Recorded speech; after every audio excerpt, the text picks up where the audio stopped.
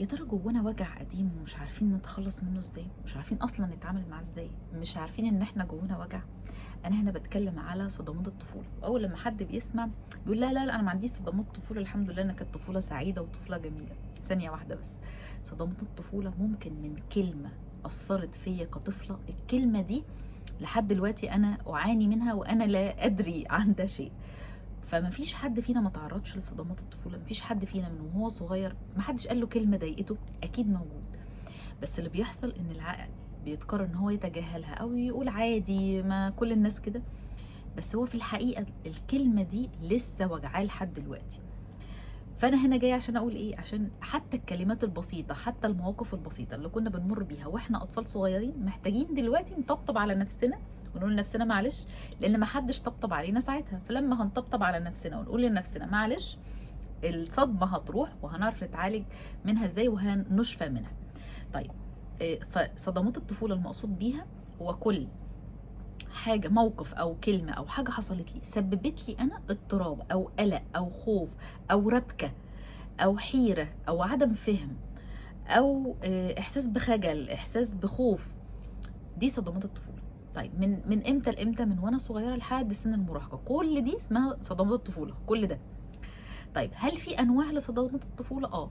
في صدمات طفوله بتبقى صدمات طفوله عاطفيه. يعني ايه صدمات طفوله عاطفيه؟ يعني تعرضت لاهمال، اتعرضت للتجاهل، اتعرضت لنقص في الحب، نقص في الاحتواء، فدي صدمات طفوله عاطفيه. طيب، في صدمات طفوله بتبقى نفسيه، بتاثر في نفسيه الانسان، زي التوبيخ المستمر، النقد المستمر، المقارنات المستمره، دي بتاثر. صدمات نفسيه اعلى شويه، طب نعلى كمان شويه، صدمات جسديه زي الضرب، زي المعامله الجافه، المعامله اللي فيها يعني عنف شويه. طيب، في صدمات جنسيه زي التحرش او الاعتداء.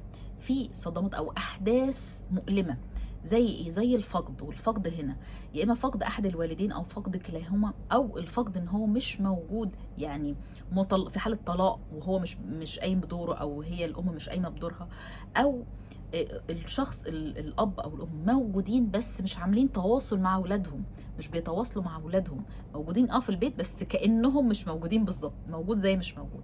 او ان انا اكون في بيئه فيها صراعات، فيها خلافات، فيها مشاحنات على طول، فيها صريخ، جو البيئه مضطرب على طول، وفي دايما مشاحنات وفي دايما صريخ. فده كده انواع الصدمات بتاعت الطفوله. طيب، اهم حاجه في صدمات الطفوله اعرف ايه؟ اعرف ازاي ان انا عندي صدمات طفوله؟ اعرفها ازاي؟ طيب، اعرف صدمات الطفوله بان انا بيظهر في شكل قلق، ضغط نفسي، ضعف في الثقه في النفس، تعلق او تعلق بالاخرين، او خوف من الرفض او الهجر، او مشاكل في العلاقات. كل ده علامات بتقولي ان انا عندي صدمات طفوله. طيب، ايه كمان؟ ايه كمان يكون موجود يقول لي ان انا عندي صدمات في الطفوله؟ عندي بحث مستمر عن الحب او تجنبه، يا طول الوقت بدور على ازاي احب وازاي اتحب، يا انا متجنبه ده ومش عايزه مش عايزه موضوع الحب ده. او يكون عندي تعلق بالشخص او انسحاب. تلاحظوا ان هي كلها حاجات متضاده. طيب، صعوبه في التعبير، ما بعرفش اعبر عن مشاعري، عندي رغبه في السيطره، رغبه في التحكم في اللي قدامي. طيب، بلاقي نفس العلاقات، نفس الاذى بيتكرر كل مره. كل الحاجات دي علامات ناخد بالنا من اللي بيحصل هنا، بس نروح نبص كده كان ايه حصل زمان، كان ايه حصل في الطفوله ادى ان انا لسه عندي نفس الحاجه دي. طيب، لو جينا نقول جرح الام. جرح الام، ايه الاسباب اللي تخلي ان احنا عندنا جرح للام؟ عدم وجود امان. ان الام كانت بتوصل لي عدم امان، يا اما بتراعيني وتمشي ملبوخه في اخواتي اللي اكبر مني، يا اما بسبب ظروف شغلها ما كانتش موجوده فانا مش امنه، يا اما فجاه تبقى كويسه وفجاه تقلب، فهي بتحسسني بعدم امان. دي اول علامه او اول سبب لجرح الام. النقد المستمر، المقارنات المستمره، عدم قبولي، انا مش مقبوله، يا اما في صوره ان هي تقول لي ايه، انا ما كنتش عايزه اخلف، انا بسببك او بسببكم الولاد عامه انا لسه مكمله في العلاقه دي، لو ما كنتوش انتوا موجودين ما كنتش انا كملت. فهي بالنسبه لها وجودي، الام بتقول ان انا بسببك انا ضحيت، الطفل بيستقبلها انا السبب في الاذى. لو ما كنتش انا موجود كانت هي بقت سعيده، هو الطفل بيستقبلها كده. طيب ايه تاني؟ ان هي مشغوله على طول، او مكتئبه على طول، او برود عاطفي ما بتديش عاطفه لاولادها، او متحكمه مسيطره على اولادها. كل دي اسباب جرح الام. بتبان بقى فين؟ ده السبب. بتبان بقى فين؟ بتبان عندي كطفل او كبيره. بيبان فين؟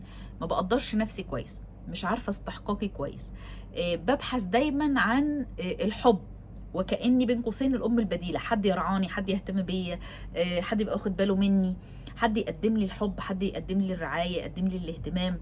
طيب عندي صعوبه في ان انا اثق بحد تاني، مش عارفه اثق بحد، لان انا فاقد للامان. انا مش عارفه اثق في اي حد خالص، ولا عارف اقبل الحب.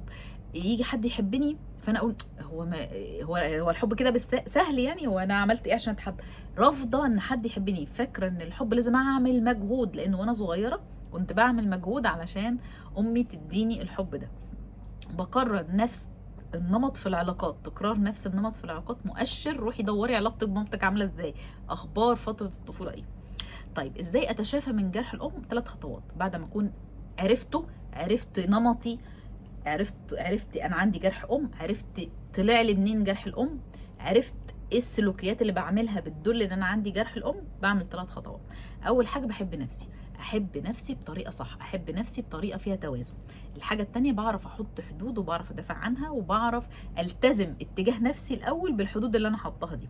الحاجه الثالثه والاخيره العلاقات الصحيه، ابقى موجوده في علاقات صحيه. يعني ايه موجوده في علاقات صحيه؟ علاقه فيها تكافؤ، علاقه فيها توازن، علاقه متوازنه. طيب ايه الاسباب اللي بتؤدي لجرح الاب؟ احنا عرفنا الاسباب اللي بتؤدي لجرح الام. ايه اسباب جرح الاب؟ غياب الاب مش موجود، او موجود بس ما بيتواصلش، وغيابه هنا زي ما قلنا بفقد، مش موجود، او طلاق. المهم انا مش حاسس بدوره، ما فيش تواصل. موجود في البيت بس ما فيش تواصل، ما فيش حوار بيني وبين ابويا، ما فيش كلام بيننا وبين بعض. الاب اللي بيتعامل بقسوه او بيتعامل بنقد، الاب اللي بيتعامل بالمقارنات، الاب اللي بيتعامل بتجاهل للمشاعر، الاب اللي بيتعامل بالتقليل. كل دي حاجات بتسبب لنا ان احنا يكون عندنا جرح الاب. طيب بتظهر فين في شخصيتنا او بتظهر فين في حياتنا؟ بتظهر في اول حاجه البحث الدائم على فكره يعني بتظهر فين؟ بتظهر ان انا عندي قلة ثقة بنفسي، عندي بتعلق بالآخرين، بختار شريك حياتي يكون شخصية باردة أو شخصية متحكمة، ببحث دايما عن الحب للبنات، بتبحث عن الحب. الولاد بيطلعوا شخصية تجنبية شوية، مش عايزة أحب ومش عايزة أتحب. دي العلامات كده لو ظهرت في شخصيتي أعرف إن أنا عندي جرح الأب. طيب أثر جرح الأب إيه؟ أثر جرح الأب على الأبناء. أنا طول الوقت بحاول أثبت نفسي، انا طول الوقت بحاول اسيطر، عشان لما اسيطر انا كده بثبت نفسي. انا طول الوقت مش عارفه اعبر عن مشاعري، لان تعبيري عن مشاعري ده معناه ان انا ضعيف، وانا مش ضعيف. بحاول ان انا ابحث عن السلطه، ابحث عن السيطره، ابحث عن التحكم طول الوقت. طيب اتعافى من جرح الاب ازاي؟ اتعافى من جرح الاب بالبحث عن الامان الداخلي، ان انا اكون امنه داخليا، حاسه الامان اجيبه من جوه، ما اجيبوش من بره، ما اجيبش فلوس، ما اجيبش بيت. مش معناه ما اجيب، بس معناه مش ده اللي هيجيب لي الامان. فبشتغل وكله، بس كمان ابحث اماني الداخلي، انا قادره اكون سند ودعم لنفسي ولا لا، انا واثقه في نفسي ولا لا، انا عارفه ان انا لو اتحطيت في ازمه هعرف احل هذه الازمه ولا لا. ده الامان الحقيقي. طيب ايه كمان بيساعدني في التعافي من جرح الاب؟ هي فكره ان انا مش محتاجه اثبت نفسي ولا اثبت قيمتي حاجه، والمنتج اللي انا بعمله في الحياه حاجه تانية. قيمتي بتيجي منين؟ بتيجي من افكاري، بتيجي من معتقداتي، بتيجي من سلوكي، بتيجي من احساسي ان انا انسانه، من رحمتي بنفسي. كل ده القيمه، مش ما انتج. طيب بوجه عام هنقول ايه هي بقى خريطه التعافي بوجه عام. اول حاجه في التعافي ان انا اعترف ان انا اعاني من هذه الصدمه، دي اول حاجه. الحاجة التانية بعبر عن المشاعر اللي جوايا، مشاعر غضب، مشاعر ضيق، مشاعر خذلان، مشاعر حصر، ايا ما كان نوع المشاعر بعبر عنها. الحاجة التالتة بفهم الجرح، بفهم انا عندي جرح ايه نوع الجرح، ايه شكل الجرح، ايه الجرح ده جاي لي في حتة عاملة ازاي، فبفهم الجرح اللي عندي. بعد كده اعادة بناء صورة الام والاب. هم قدروا يربوني بالطريقة او بالكيفية او بكان وعيهم ساعتها.